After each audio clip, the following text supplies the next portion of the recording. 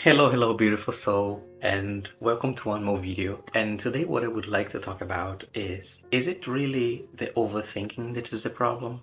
Is it really the overwhelming feeling of emotions that is the problem? Well, I want to extend on that based on the previous video that I did, where I say that what we need in life is understanding first of what we are not to get what we are. There's a bunch of things that we take for granted, especially who we are as a human, because we believe that we know ourselves so much as a human being. But in fact, do you really think that we know or we use fully the abilities that our body possess? Or we misunderstand again the same way that we misunderstand a bunch of things in life. So the same way that we can learn a new language, if we dedicate ourselves and our mind, we learn, we absorb, and we apply that, and suddenly we start living and we forget that once we learned, right? So it's the same way with our mind, ourselves. When it comes to healing or awakening or letting go of the burden and everything that we consider that we have, our traumas and everything. And I share this with you here is not just out of my conceptual mind and my ideas and everything. No, I share here because I've lived, and after awakening my life totally changed, and I don't have any questions, I don't have any doubts in life anymore.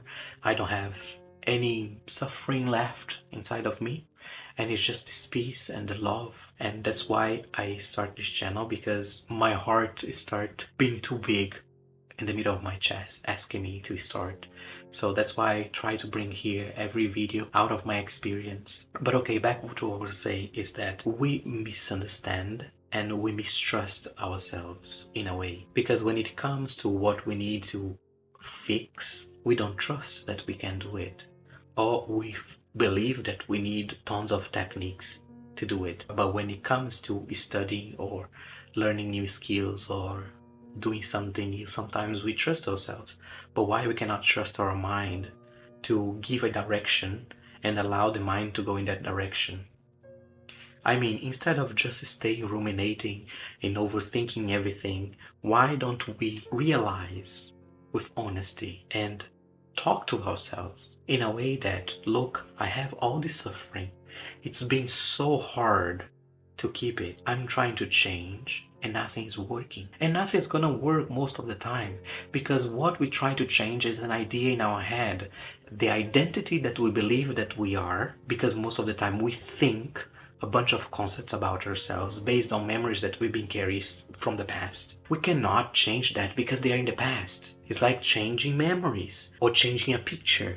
If you get a picture when you were younger and you look, oh, I didn't like that color, or how my foot is, or I don't like how the color of the picture is, or how sunny it was at that day, you're gonna get frustrated because you cannot change that was the past. But you can accept things as they were. And you can use your mind to learn from that and absorb some wisdom from it.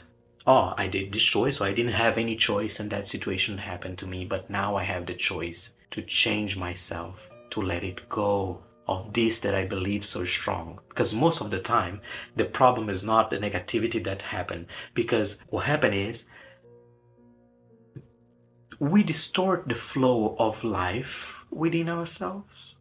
We distort the flow of our true nature, believing the negativity. And when we start living, we think the negativity just came and it's eating us. Because again, whatever personal story and beliefs we carry, we don't want to let it go. I want awakening because it's gonna save myself, but I want awakening to maybe try to help me have a better partner, because I don't like the partners that I had before. There's always an agenda to change something. But if you are doing exercises at the gym and you carry 10 pounds or whatever, if you are tired of carrying, you cannot change 10 pounds. 10 pounds are 10 pounds. But we keep carrying life and say, oh, I want to change this 10 pounds.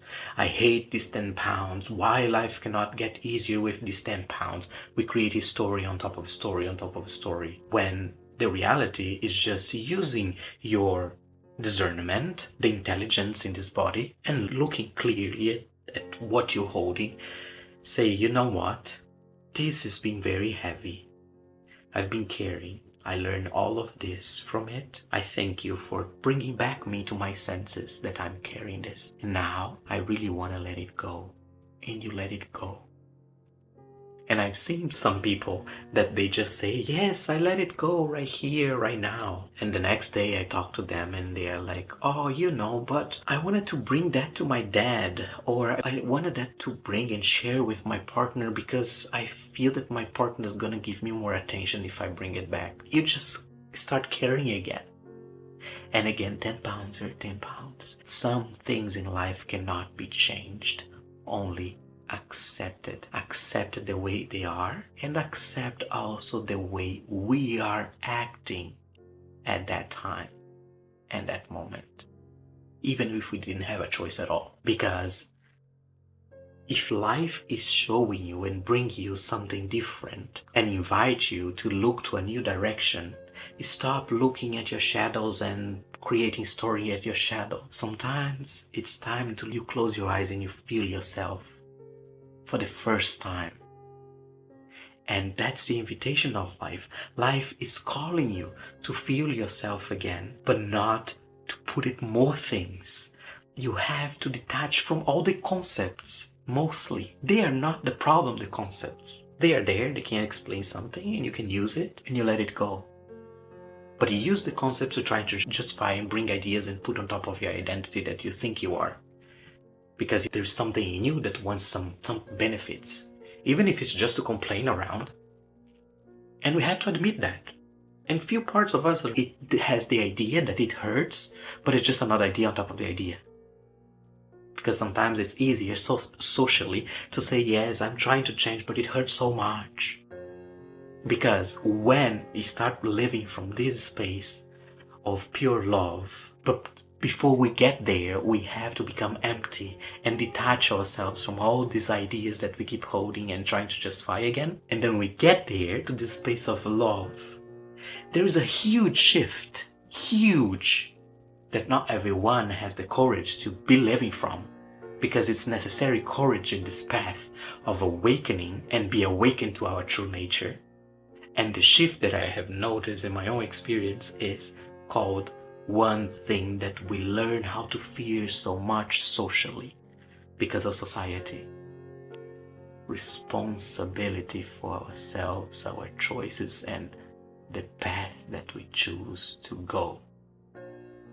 That's the thing. That's the key that most of us run away from.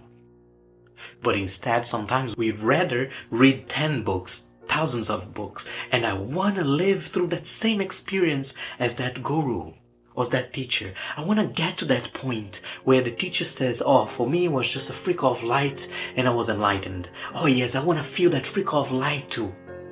Because you want to try to replicate the path of the other because it's already written there, and you're gonna create an identity out of that. Because if that shift of responsibility happens to you and you feel that 100% right now, it's totally your responsibility, what do you do from now on? How do you live from now on? And we fear because, again, we bring all those imaginations the same way that we look at our shadows and get attached to the shadows, and depending on the form and shape of the shadow, we create another story. It could be a horror story or insecure story, and goes the blah blah blah again. And it's better to keep looking down at the shadow, because whatever distortion that happens to the shadow, I blame that shadow. I blame my past. I blame all the teachings or everything around me but me. Right?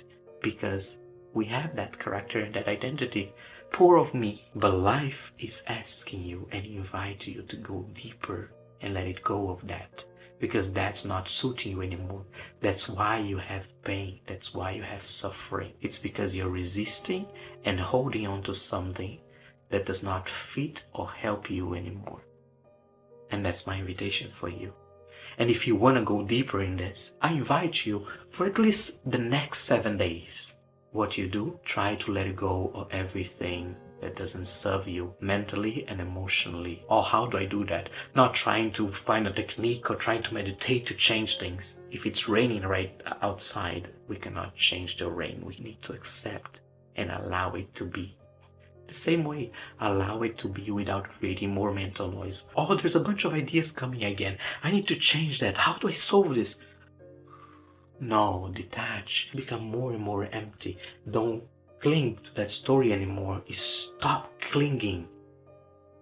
You know, if you have a clinging partner or friend, sometimes if you're so overwhelmed, like, why this person so clingy? Why this person wants everything to be close, wants me to make choices and everything? Detach. Create space. How do you create space? Letting it go.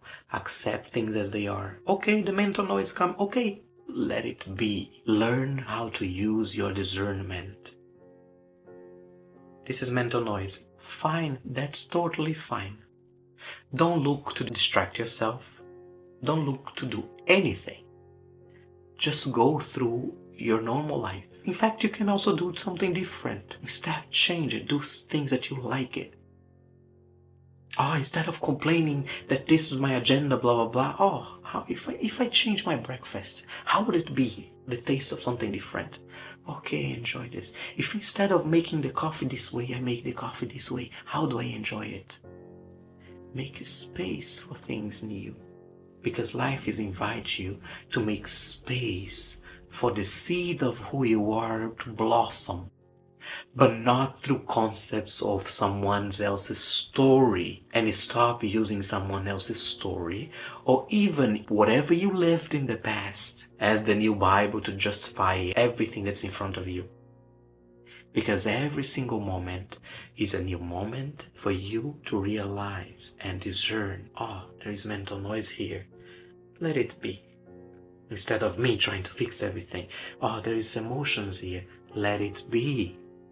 The same way as if you buy headphones and it's too loud, what do? You keep using when you need it. When you don't need it, you just put it aside. Or if you have a friend that loves to talk and sometimes you don't like to talk, what do? Allow your friend to talk. When you don't want to talk anymore, you create space a bit and you come back to yourself. Oh, I don't know how to do that.